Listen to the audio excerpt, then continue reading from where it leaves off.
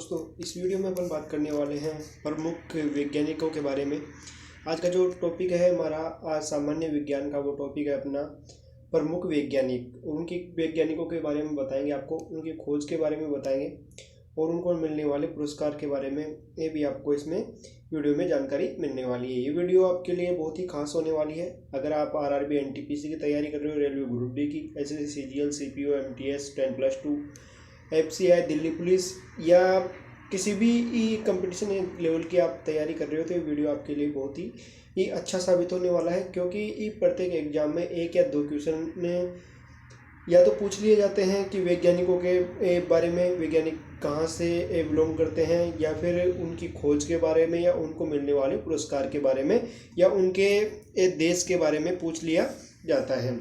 तो इस वीडियो में आपको वो विस्तृत जानकारी, पूरी जानकारी मिलने वाली है प्रमुख वैज्ञानिक के बारे में, इसलिए वीडियो को लास्ट तक जरूर देखिएगा। ये वीडियो भी आपके लिए बहुत ही हेल्पफुल होने वाला है। आपको 1 या 2 नंबर, इसको पूरा रट लीजिएगा इस वीडियो को, आपको 1 या 2 नंबर आपके प्रत्येक एग्जाम में, ये नहीं आरआरबी एनटीपीसी या ग्रुप डी में, रेलवे के एग्जाम में नहीं, प्रत्येक एग्जाम में आपके 2 नंबर हैं वो पक्के हो जाएंगे।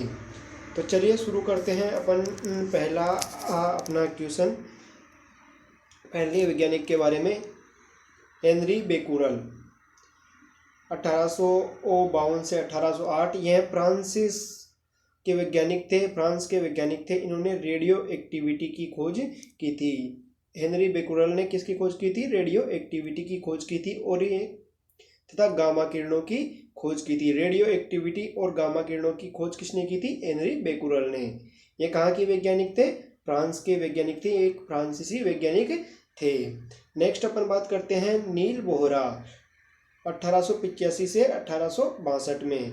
यह डेनमार्क के वैज्ञानिक थे। इन्होंने परमाणुओं की संरचना का मॉडल प्रतिपादित किया था। इन्हें 1922 में नोबेल पुरस्कार से सम्मानित किया गया। नील बोहरा को नोबेल पुरस्कार से सम्मानित कब किया गया? 1922 में।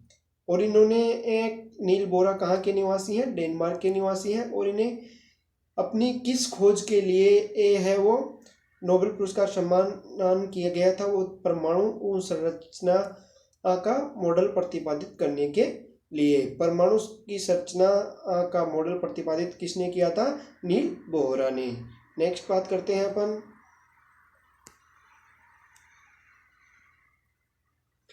हेनरी कैवेंडिश 1731 से 1810। यह ब्रिटिश के वैज्ञानिक थे। इन्होंने हाइड्रोजन के तत्वों के रूप में खोज की थी, यानी हाइड्रोजन है उसको तत्वों के रूप में एक खोज किसने की थी? हेनरी कैवेंडिश ने। ये कहाँ के हैं वैज्ञानिक हैं? आपके ब्रिटिश के वैज्ञानिक हैं। नेक्स्ट बात करते हैं अपन जेम्स चैडविक के बारे में। तो जेम्स चैडविक 1891 से 1874 में, यह भी एक ब्रिटिश इस वैज्ञानिक थे, जिन्होंने 1932 ईस्वी में परमाणु की रचना में विद्युत आवेश रहित परमाणु कण न्यूट्रॉन की खोज की थी। तो न्यूट्रॉन की खोज किसने की थी? जेम्स चैडविक ने। ये खोज कब की थी उन्होंने? 1932 ईस्वी में। 1932 में परमाणु की संरचना में विद्युत आवेश रहित परमाणु कण न्यूट्रॉन की खोज किसने की थी? जेम्स चैडविक ने 1932 में। नेक्स्ट बात करते हैं अपन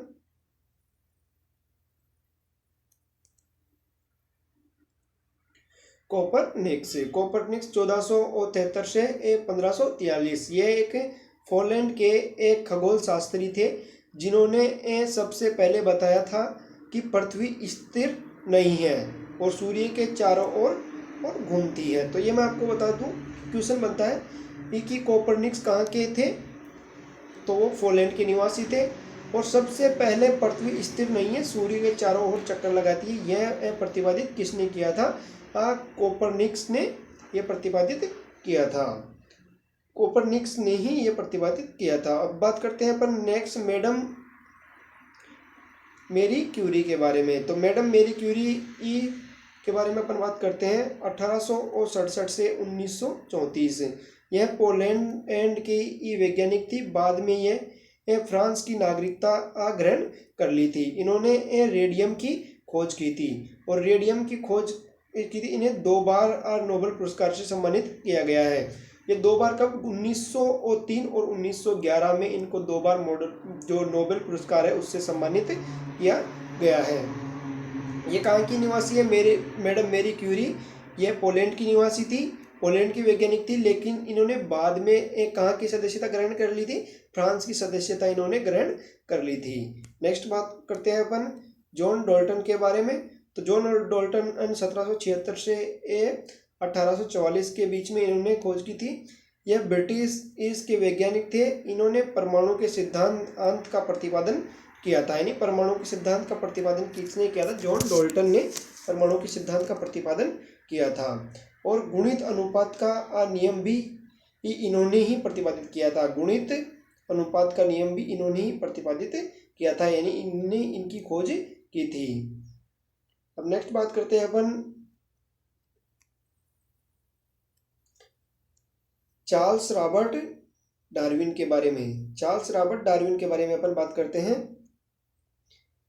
1809 से 1882 के बीच में इन्होंने खोज की थी। ये ब्रिटिश इसके वैज्ञानिक थे। इनकी पुस्तक दी ओरिजिन ऑफ स्पीशीज में विकास का सिद्धांत प्रतिपादित किया था। प्राकृतिक वर्ण नेचुरल सिलेक्शन का नियम इनके द्वारा ही प्रतिपादित किया गया था। विकास का सिद्धांत का प्रतिपादित किया गया और प्राकृतिक वर्ण यानी नेचुरल सिलेक्शन इनका नियम भी ये चार्ल्स रॉबर्ट डार्विन के द्वारा ही प्रतिपादित किया गया था। नेक्स्ट बात करते हैं अल्बर्ट आइंस्टीन के बारे में। अल्बर्ट आइंस्टीन ने 1979 से 1955 के मध्य खोज की थी।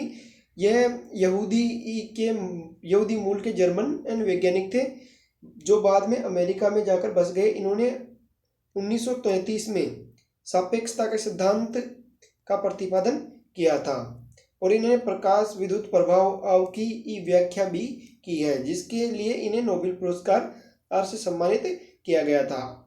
अल्बर्ट आइंस्टीन इनको 1933 में सापेक्षता के सिद्धांत का प्रतिपादन किया। उसके बाद में इन्होंने प्रकाश विद्युत प्रभाव की व्याख्या की, जिसके लिए इनको नोबेल पुरस्कार से सम्मानित किया गया। नेक्स्ट है अलेक्जेंडर फ्लेमिंग।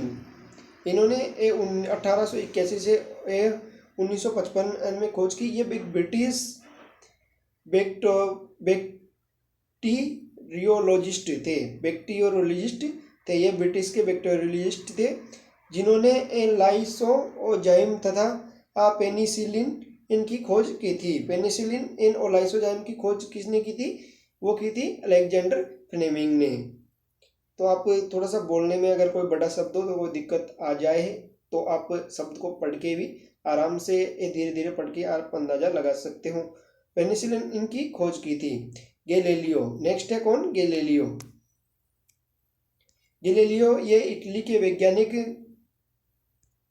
गैलीलियो है, वो एक इटली के वैज्ञानिक है जिन्होंने टेलीस्कोप का निर्माण किया था और कोपरनिकस की थ्योरी का समर्थन भी दिया था।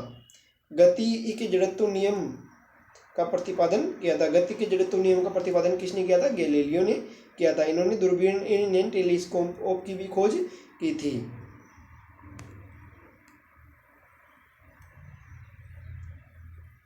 नेक्स्ट है William Harvey. William M Harvey 1578 से 1657 के बीच में इन्होंने खोज की थी। ये ब्रिटिश इसके डॉक्टर थे जिन्होंने रक्त परिवहन की खोज की थी। कार्यिक एवं भूर्णिक का प्रयोगात्मक अध्ययन किया था। यानी कार्यिक और भूर्णिक का भी इन्होंने प्रयोगात्मक अध्ययन किया था। सॉरी, थोड़ा सा दिक्कत हो रहा। एडवर्ड जेनर 1749 से 1783 में यह इंग्लिश के डॉक्टर थे जिन्होंने चेचक के टीके की खोज की थी। यानी चेचक के टीके, यह क्वेश्चन बहुत ज़्यादा पूछ लिया जाता है कि चेचक के टीके की खोज किसने की थी? तो एडवर्ड जेनर ने इसकी खोज की थी। अब नेक्स्ट बात करते हैं अपन जोसेफ लिस्टर के बारे में। जोसेफ लिस्टर यह ब्रिटेन के सर्जन थे। इन्होंने एंटीसेप्टिक सर्जरी का सूत्रपात किया था। एंटीसेप्टिक सर्जरी की खोज की थी किसने? जोसेफ लिस्टर ने 1827 से 1912 के बीच में। अब बात करते हैं जोसेफ प्रिस्टल के बारे में। तो जोसेफ प्रिस्टल ये भी एक ब्रिटिश के रसायन शास्त्र थे। इन्होंने ऑक्सीजन की खोज की थी। ये क्वेश्चन भी बहुत ज़्यादा एग्जाम में पूछ लिया जाता है कि ऑक्सीजन की खोज वो किसने की थी? तो जोसेफ प्रिस्टल ने ऑक्सीजन की खोज की थी। खोज की और गैसों को एकत्रित यानी इकट्ठा करने की विधि का विकास किया था। यानी गैसों को एकत्रित या इकट्ठे करने की विधि का विकास किसने किया था? जोसेफ प्रिस्टल ने। और ऑक्सीजन की खोज भी इन्होंने ही की थी, जोसेफ प्रिस्टल ने। WCE रोंटजन ये जर्मन के वैज्ञानिक थे जिन्होंने एक्सरे की खोज की थी। एक्सरे की खोज किसने की थी? WC रोंटजन ने। अतः एक्सरे किरणों को रोंटजन रेंज भी कहा जाता है। रोंटजन रेंज भी कहा जाता है। नेक्स्ट बात करते हैं अपन रॉबर्ट हुक के बारे में। तो रॉबर्ट हुक है वो 1635 से 1703 के बीच में इन्होंने खोज की थी। इन्होंने सर्वप्रथम मर्त पादप उत्तक में कोशिकाएं देखी थी। सर्वप्रथम कोशिकाएं किसने देखी थी? वो देखी थी रॉबर्ट हुक ने। मर्त पादप उत्तक में कोशिकाएं देखी और सन 1965 में इन्हें सेल्स की संज्ञा आदि यानी कोशिका की संज्ञा आदि।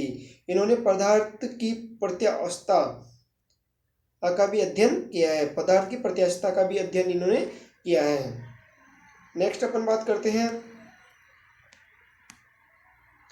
रदरफोर्ड के बारे में। तो रदरफोर्ड ने 1871 से 1937 के बीच में एक खोज की थी। ये स्कॉटलैंड के वैज्ञानिक थे जिन्होंने 1911 में परमाणु के नाभिक के संश्लेषण की खोज की थी। परमाणु के नाभिक की खोज किसने की थी? रदरफोर्ड ने परमाणु के नाभिक की खोज की थी 1911 में। नेक्स्ट है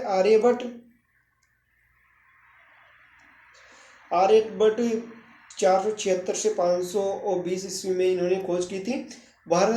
प्राचीन भारत के प्रसिद्ध खगोलज्ञ एवं गणितज्ञ थे जिनकी संरचना आर्यभट्टीय कहलाती है।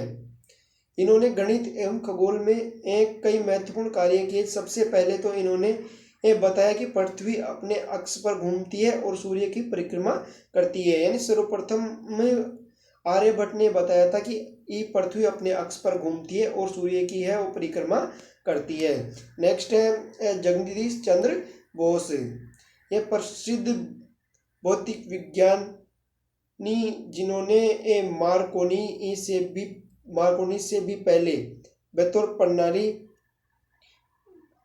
बेतार प्रणाली का प्रदर्शन किया था। इन्होंने वनस्पतियों की संवेदनशीलता पर अनेक आश्चर्यजनक प्रदर्शन किए। इन्होंने बोस इंस्टीट्यूट की स्थापना की। तो एक क्वेश्चन ये भी बनता है कि बोस इंस्टीट्यूट की स्थापना किसने की थी? वो की थी जगदीश चंद्र बोस ने। इन्हें क्रेस्कोग्राफ नामक यंत्र का भी आविष्कार किया था। क्रेस्कोग्राफ नामक यंत्र का आविष्कार किसने किया था? जगदीश चंद्र बोस ने। नेक्स्ट अपन बात करते हैं चंद्रशेखर वेंकट रमन के बारे में। चंद्रशेखर वेंकट रमन ने रमन प्रभाव के लिए 1930 में भौतिकी के क्षेत्र में नोबेल पुरस्कार से इन्हें सम्मानित किया गया था। उनके द्वारा रमन प्रभाव 28 फरवरी को आविष्कृत हुआ, जिसके महत्व को देखते हुए प्रतिवर्ष 28 फरवरी को भारत अर्थ में राष्ट्रीय विज्ञान दिवस मनाया जाता है। राष्ट्रीय विज्ञान दिवस क्यों मनाया जाता है, किस कारण से मनाया जाता है, ये आपको भौतिक के क्षेत्र में नोबेल पुरस्कार प्राप्त हुआ। उसके बाद में रमन प्रभाव 28 फरवरी को आविष्कृत हुआ। जो रमन प्रभाव है उसका आविष्कार इन्होंने 28 फरवरी को किया था, जिसके महत्व को देखते हुए प्रतिवर्ष 28 फरवरी को राष्ट्रीय विज्ञान दिवस यानी 28 फरवरी को राष्ट्रीय विज्ञान दिवस मनाया जाता है। और 1954 में उन्हें भारत रत्न पुरस्कार से भी सम्मानित किया गया था तथा 1958 में इन्हें लेनिन इन शांति पुरस्कार से सम्मानित किया गया था। नेक्स्ट है बीरबल साहनी ये 1891 है और 1949 के बीच में प्रसिद्ध वनस्पतिज्ञ। इन्होंने अपने विस्तृत अनुसंधान क्षेत्र के अंतर्गत कुछ फर्नों की सजातीयता और संरचना पर निर्णायक खोज की थी। नेक्स्ट बात करते हैं हम अपन मेघनाथ शाह। 1893 से 1956 के बीच में इन्होंने खोज की थी। ये भौतिकी के विश्व प्रसिद्ध विद्वान थे। मात्र 30 वर्ष की आयु में इलाहाबाद विश्वविद्यालय के प्रोफेसर के पद पर नियुक्त हुए। तापीय आयनन सिद्धांत एवं थर्मोडायनेमिक्स में इनके महत्वपूर्ण अनुसंधान हैं। इनकी अनुपम कृति the history of Hindu science किसकी करती है?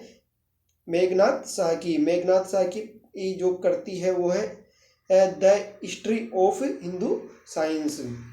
नेक्स्ट बात करते हैं अपन डॉक्टर सलीम अली के बारे में। डॉक्टर सलीम अली ये 1897 से लेकर 1987 के बीच में इन्होंने खोज की। यह प्रसिद्ध प्राकृतिक विज्ञानी एवं पक्षी विशेषज्ञ थे। इन्हें भारत का बैट्समैन भी कहा जाता है। भारत का बैट्समैन किसे कहा जाता है? डॉक्टर सलीम अली को।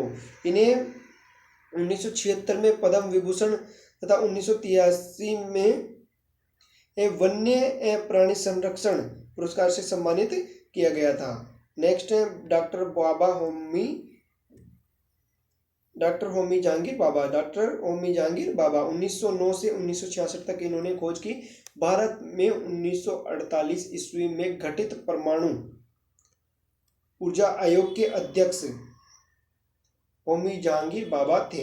यानी जो भारत में परमाणु ऊर्जा आयोग का गठन किया गया उसके प्रथम जो अध्यक्ष थे वो थे डॉक्टर होमी जहांगीर बाबा।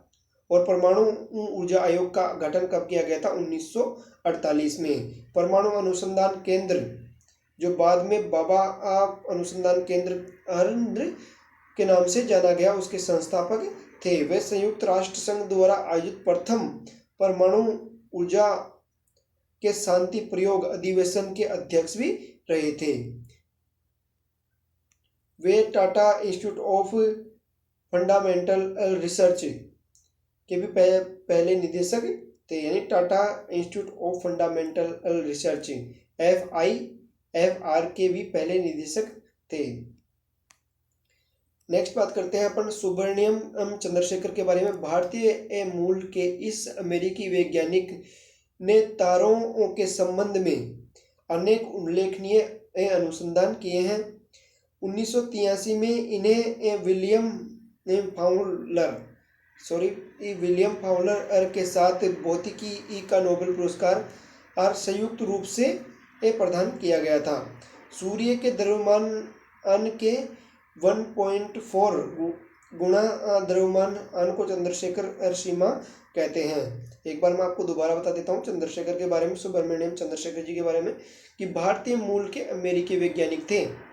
तारों के संबंध में अनेक उल्लेखनीय अनुसंधान इन्होंने किए थे। 1983 में विलियम फाउलर के साथ में मिलकर इनको भौतिक के जो सामूहिक नोबेल पुरस्कार है, संयुक्त नोबेल पुरस्कार है, वो दिया गया था। सूर्य के द्रव्यमान के 1.4 गुणा द्रव्यमान को चंद्रशेखर सीमा कहते हैं। नेक्स्ट बात करेंगे हरगोविंद खुराना के बारे में। तो हरगोविंद खुराना है वो 1992 में इन्होंने खोज की थी। इन्होंने आनुवांशिक में प्रोटीन संश्लेषण पर अत्यंत उल्लेखनीय अनुसंधान किए। अनुवांशिकी कोड की खोज की किसने की? हरगोविंद खुराना ने। 1968 में इन्हें अपनी अमेरिकी सहकर्मी के साथ चिकित्सक विज्ञान में नोबेल पुरस्कार प्रदान किया गया था। नेक्स्ट बात करते हैं अपन सतीश धवन के बारे में। सतीश धवन भारतीय अंतरिक्ष अनुसंधान संस्थान इसरो जो बेंगलोर में स्थित है, इसका मुख्यालय के भूतपूर्व अध्यक्ष थे। इनके अथक प्रयासों से आर्यभट्ट, रोहिणी तथा एप्पल जैसे उपग्रह अंतरिक्ष में प्रक्षेपित किए गए। उन्हें सुपरसोनिक या ट्रांसोनिक बिल्ट टनल के निर्माण में भी योगदान दिया था। नेक्स्ट है विक्रम साराभाई। विक्रम साराभाई 1919 से 1971 के एक प्रसिद्ध वैज्ञानिक थे। सुप्रसिद्ध भारतीय वैज्ञानिक विक्रम साराभाई परमाणु ऊर्जा आयोग एवं भारतीय अंतरिक्ष अनुसंधान संगठन के अध्यक्ष भी रहे थे। फिजिकल रिसर्च लेबोरेटरी अहमदाबाद और इंडियन इंस्टीट्यूट ऑफ मैनेजमेंट की स्थापना इनके अहम योगदान थे। विक्रम साराभाई आई के सुप्रसिद्ध भारतीय वैज्ञानिक थे। विक्रम साराभाई आई ने परमाणु ऊर्जा आयोग के अध्यक्ष भी रह चुके हैं और भारतीय अंतरिक्ष अनुसंधान संगठन के अध्यक्ष भी रह चुके हैं। फिजिकल रिसर्च लेबोरेटरी अहमदाबाद और इंडियन इंस्टीट्यूट ऑफ मैनेजमेंट की स्थापना भी इन्होंने अहम योगदान दिया था। दोस्तों, इस वीडियो को लास्ट तक देखने के लिए आपका बहुत बहुत धन्यवाद। ये वीडियो आपके लिए बहुत ही हेल्पफुल होने वाले हैं, इसलिए वीडियो को अपने दोस्तों के साथ भी शेयर कर दीजिएगा ताकि अपने दोस्तों को भी इनके बारे में जानकारी मिल सके। धन्यवाद।